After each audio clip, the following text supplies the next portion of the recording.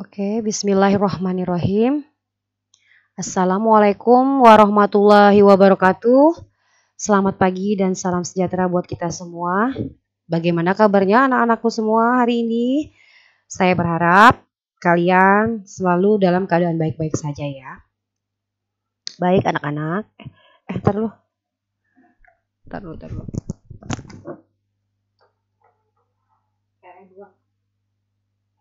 Itu kalau udah 100 langsung aja ngomong. Udah korek. Gak apa-apa ya, ini masuk lanjutin aja ya. Dari awal ya.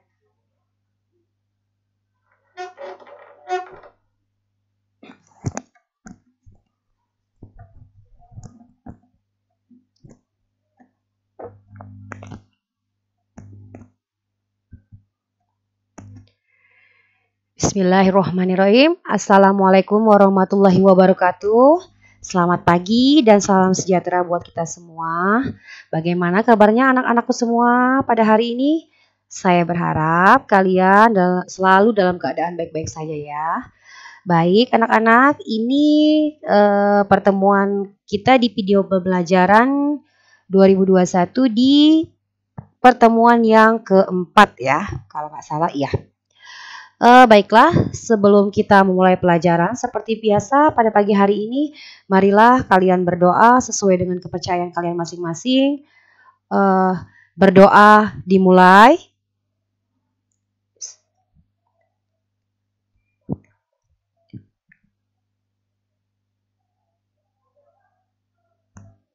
Berdoa selesai. Baik, anak-anak. Sebelum kita melanjutkan materi kita pada pagi hari ini, kemarin kan saya sudah kita sudah membahas tentang kerajinan bahan serat. Nah, dalam minggu keempat ini kan kita udah masuk ke bab kedua ya. Bab kedua yaitu kerajinan tekstil. Nah, semoga di kerajinan bahan serat itu kalian sudah paham semua ya, materinya apa, maksudnya apa, terus kemudian apa tujuannya dan bagaimana cara kita membuat kerajinan bahan serat itu, kalian juga pasti insya Allah sudah paham ya. Nah, di minggu keempat ini yang di bab kedua kita sudah masuk ke bab 2 yaitu tentang kerajinan tekstil. Kita bahas dulu satu-satu. Sini ada fungsi dan prinsip kerajinan tekstil ya. Apa itu fungsi dan prinsip kerajinan tekstil? Di sini bisa kalian lihat. Kerajinan merupakan bagian dari seni rupa terapan yang diartikan sebagai proses produksi yang melibatkan keterampilan manual dalam membuat benda-benda kebutuhan hidup yang dirancang untuk tujuan fungsional atau kegunaan, serta memiliki nilai keindahan.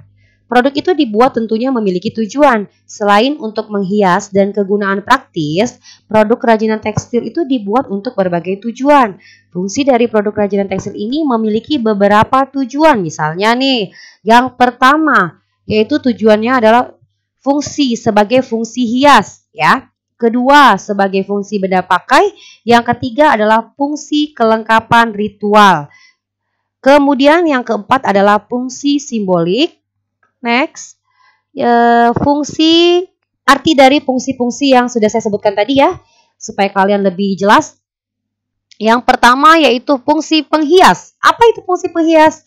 Yaitu kerajinan yang dibuat semata-mata sebagai hiasan pada suatu benda atau sebagai pajangan suatu ruangan dan tidak memiliki makna tertentu selain menghias. Contohnya misalnya tuh hiasan dinding. Itu ya. Kemudian yang kedua, fungsi benda pakai adalah kerajinan yang dibuat berdasarkan tujuan untuk digunakan sebagai kebutuhan sehari-hari. Contohnya misalnya tuh busana, tas, dan aksesoris.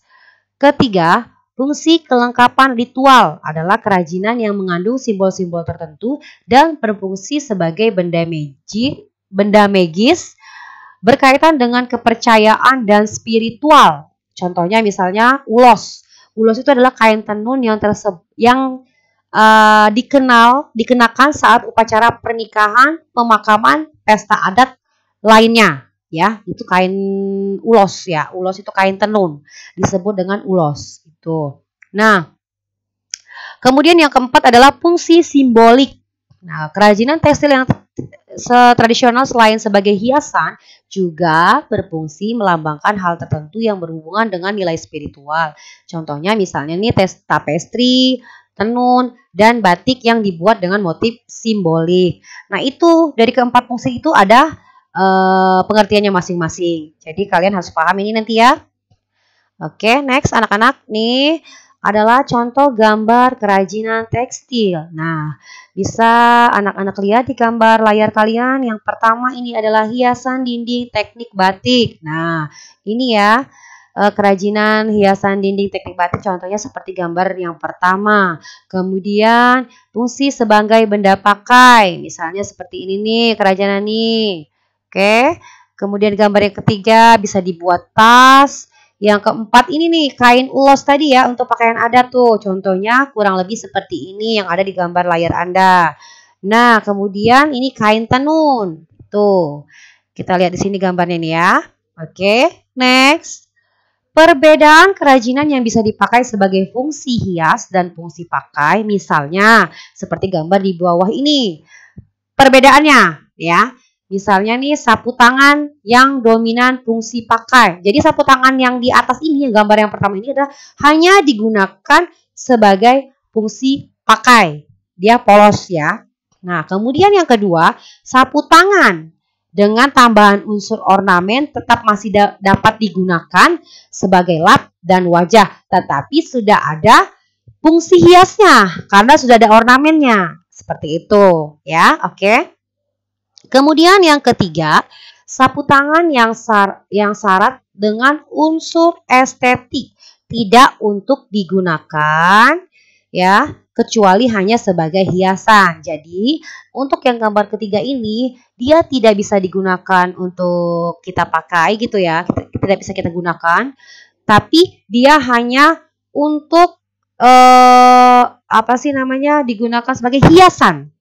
Hanya sebagai hiasan saja. Cantik memang gambarnya tetapi tidak bisa digunakan. Jadi bisa untuk kita pajang misalnya seperti itu, hiasan apa di rumah kita seperti itu ya. Oke, next. Prinsip kerajinan fungsi hias dan fungsi pakai. Nah, itu ya. Yang pertama, keunikan bahan kerajinan.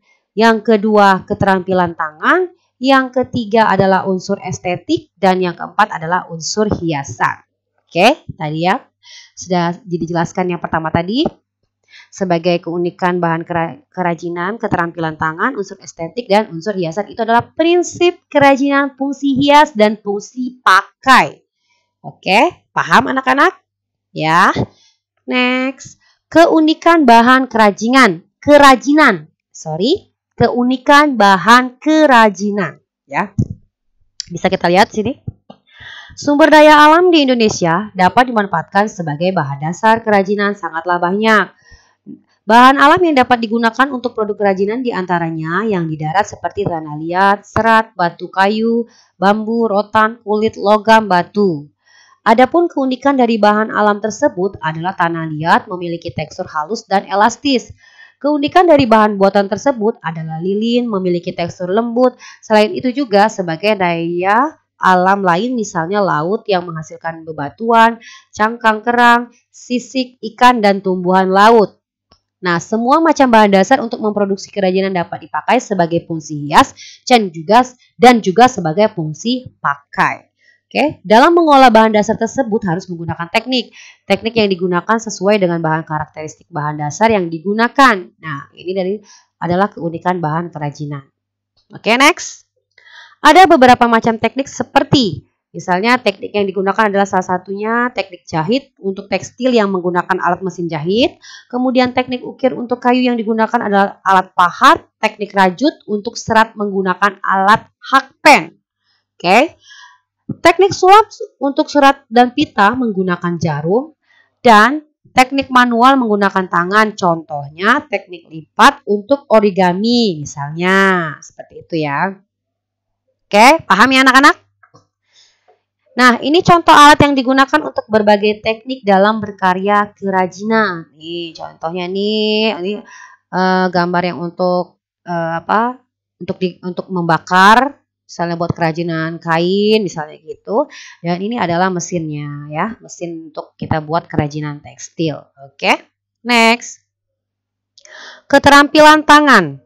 Dalam sejarahnya, istilah ketukangan atau pengrajin dahulunya merupakan proses kerja para tukang berkembang menjadi kekriaan atau juga disebut dengan craftsmanship ya. Pada awalnya, pekerjaan yang dilakukan dengan tubuh dan tangan tanpa dibekali ilmu desain ini semakin lama semakin berkembang menjadi kerja yang bersifat canggih, bahkan dapat melebihi seorang seniman atau desainer ya. Kesadaran material atau material consciousness adalah kesadaran bekerja melalui dan dengan peralatan yang ada pada kita. Itu ya. Itu disebut dengan material consciousness ya. Oke. Jadi, kesadaran seseorang pengrajin untuk menghasilkan sesuatu yang berkualitas disertai kepekaan terhadap apa yang terpaut dengan perkakas itu. Artinya, kepekaan terhadap tenaga manusia, bahan, alat, lingkungan, alam, lingkungan sosial, dan lain sebagainya. Kemudian seseorang yang membuat produk-produk kerajinan tersebut disebut dengan pengrajin ya. Jadi kalian harus tahu, seseorang yang membuat produk-produk kerajinan itu disebut dengan pengrajin ya. Oke, pengrajin itu membutuhkan keterampilan tangan dalam mengerjakan pekerjaan manual yang bersifat praktik seperti halnya seorang mekanik itu ya. Kemudian contohnya membuat batik dan tapestri. Tuh, itu maksud dari keterampilan tangan ya anak-anak ya. Oke, saya harap kalian paham. Next. Di sini ada contoh gambar batik dan tapestri. Nah, untuk gambar yang pertama ini adalah contoh bagaimana kita membatik. Yes. Kemudian yang gambar yang kedua itu adalah contoh hiasan tapestri dengan teknik tenun serat. Nah, itu biasanya tuh kayak dijahit gitu kan. Nah, itu. Oke. Paham ya anak-anak ya? Next. Apa itu yang disebut dengan unsur estetik? Nah, jadi kalian tuh harus tahu tuh apa maksud unsur estetik ya. Di sini kita jelaskan dulu. Unsur estetik ya, unsur estetik ini ialah nilai estetik dalam karya kerajinan fungsi hias dan fungsi pakai yang dapat dilihat dari aspek bentuk, warna ragam hias dan komposisi. Nah, dari segi bentuk disuguhkan keberaneka-ragaman bentuk sesuai fungsi, yaitu sebagai produk hiasan baik bentuk 2 atau 3 dimensi pada komposisi, keseimbangan, dan kesatuan irama. Pada produk kerajinan tapestri dibentuk berdasarkan pada proporsi. Ini maksudnya gini. Saya ulangi lagi. Dari segi bentuk disuguhkan keberaneka-ragaman bentuk sesuai fungsi, yaitu sebagai produk hiasan, baik itu bentuk 2 atau 3 dimensi.